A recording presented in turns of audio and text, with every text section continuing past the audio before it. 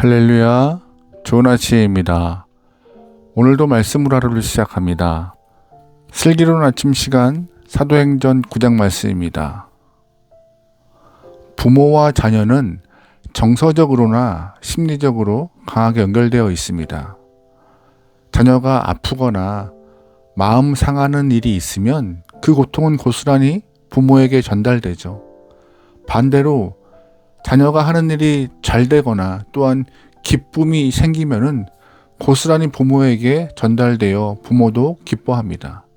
그만큼 부모와 자녀는 정서적으로 또한 심리적으로 강하게 연결되어 있다는 소리죠. 마찬가지로 교회와 그리스도는 강하게 연결되어 있습니다. 교회가 고통받고 문제를 겪으면 교회의 머리 대신 그리스도께서 고통받으십니다. 성도들이 즐거워하고 기뻐하면 교회의 머리 대신 예수 그리스도가 영광 받으시죠. 왜냐하면 교회는 그리스도의 몸이고 그리스도는 교회의 머리가 되시기 때문입니다. 오늘 본문 말씀은 이 말이 진실임을 증거하고 있어요. 유대인에게는 혜성같이 나타난 사울이라 하는 청년이 있었습니다. 든든했죠. 사울은 유대교 근본주의자로서 유대교 교리에 심취한 사람이었습니다. 그래서 모세오경만이 유일한 율법이라고 믿고 있던 인물이었습니다. 사울과 유대교인들은 예수님을 하나님이 보내신 선지자 중 한 사람으로 여길 뿐 하나님의 아들로 메시아로 인정하지 않았습니다. 유대교 입장에서 볼 때 예수는 이단하였고 그를 따르는 사람들은 사회 질서를 어지럽게 만드는 사람들이었습니다. 그래서 그들은 예수님을 죽이면 모든 것이 정상으로 돌아갈 것이며 유대 사회가 그들의 방식으로 움직일 것이라 생각했습니다. 그런데 그들의 생각이 빗나갔죠. 겁쟁이 제자들에게 성령이 임했고 성령 받은 제자들은 용기를 내어서 예수님을 그리스도라 전파하기 시작했습니다. 또한 삶 또한 모범적으로 살았어요.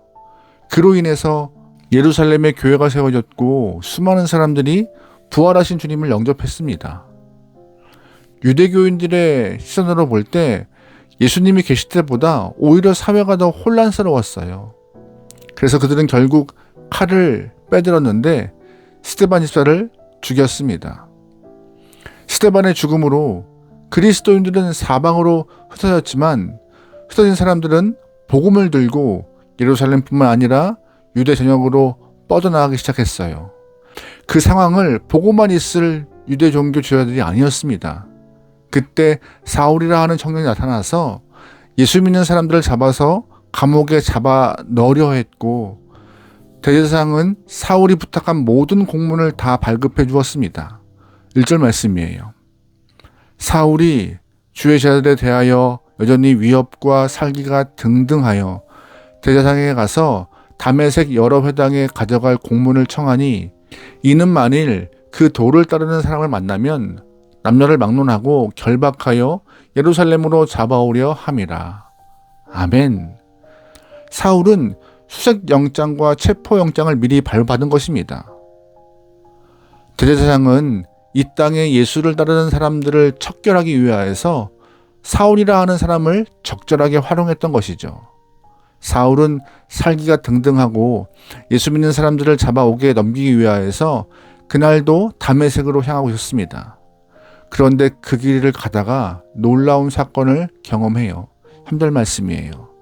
사울이 길을 가다가 다메섹에 가까이 이르더니 호련히 하늘로부터 빛이 그를 둘러 비추는지라 땅에 엎드려져 들음에 소리가 있어 이르시되 사울아 사울아 네가 어찌하여 나를 박해하느냐 하시거늘 대답하되 주여 누구시니까 이르시되 나는 네가 박해하는 예수라.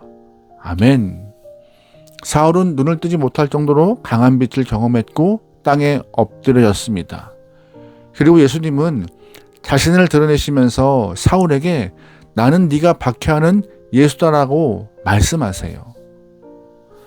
사실 사울은 지금까지 예수님을 만나본 적이 없습니다.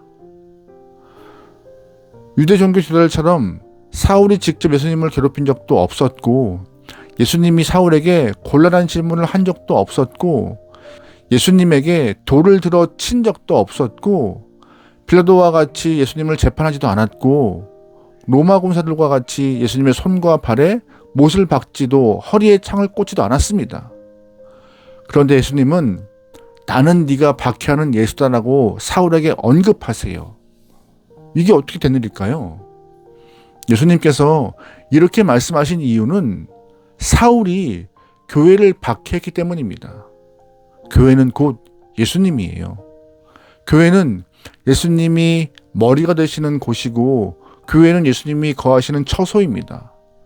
성도들 한 사람 한 사람이 교회인데 사울은 성도를 박해했던 것이죠. 그러자 예수님은 네가 교회와 성도를 박해했느냐? 그것은 곧 나를 박해하는 것이다. 나는 네가 박해하는 예수다라고 말씀하셨던 것입니다. 우리는 여기서 아주 중요한 통찰을 하나 얻을 수 있습니다. 교회를 어지럽히는 것이 예수님을 박해하는 것과 같은 의미를 갖고 있다는 말입니다. 세상의 악의 권세들이 교회를 흔들고 비난합니다. 공중권세 잡은 자들이 교회 공동체를 송두리째 뿌리 뽑으려고 하는데 이것은 예수님을 박해하는 일입니다. 주님은 기다리시다가 때가 되면 그들을 하나님의 영으로 심판하실 것입니다. 교회 공동체 안에 살아가는 우리도 주의해야 합니다.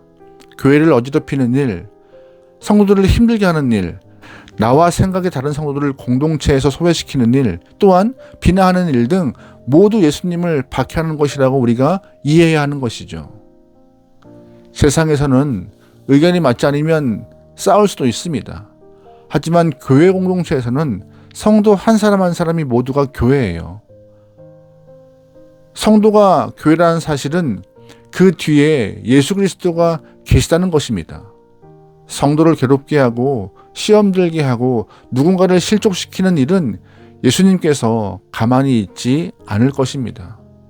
반대로 우리가 교회 성도들을 행복하게 하고 교회 공동체를 살찌우고 사랑의 관계를 나누고 작은 것이라도 베풀고 살아간다면 이것이 바로 예수님을 기쁘게 하는 일입니다. 왜냐하면 교회가 곧 그리스도의 몸이기 때문입니다.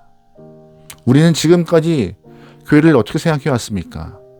교회의 몸된 전을 청소하는 일, 교회 공동체 구석구석에서 섬기는 일, 성도들을 섬기는 모든 일은 사람을 섬기는 것이 아니라 그리스도를 섬기는 일이라는 것을 꼭 인식할 수 있게 소망합니다. 네가 교회를 위하여 헌신했으니 이것은 곧 나를 위하여 한 것이라고 예수님은 말씀하실 거예요. 하나님의 칭찬이 오늘 우리에게 있길 소망합니다. 오늘도 교회를 사랑하고 성도를 위하여서 헌신할 수 있는 귀한 영혼 복된 하루가 되기를 소망합니다. 아멘. 기도하시겠습니다. 사랑의 하나님, 교회가 곧 그리스도의 몸이라는 사실을 다시 한번 상기시켜서 감사합니다. 게다가 교회가 그리스도의 몸이라는 사실이 우리에게는 두려움과 동시에 소망이 됩니다. 그럼에도 우리가 성도를 힘들게 하고 교회 공동체를 어지럽게 했다면 용서하여 주시옵소서. 그것이 주님을 박해하는 것이라는 것을 깨달았사오니 연합에 힘쓸 수 있는 귀한 영혼들에게 우리의 삶을 주관하여 주시옵소서. 그리고 본문 가운데 보았던 박해자 바울이 전도자로 변했던 것과 같이 우리 또한 변화가 되어서 교회를 사랑하고 주님을 섬기는 일에 최선을 다할 수 있는 귀한 성도가 되게 우리의 시간을 인도하여 주시옵소서.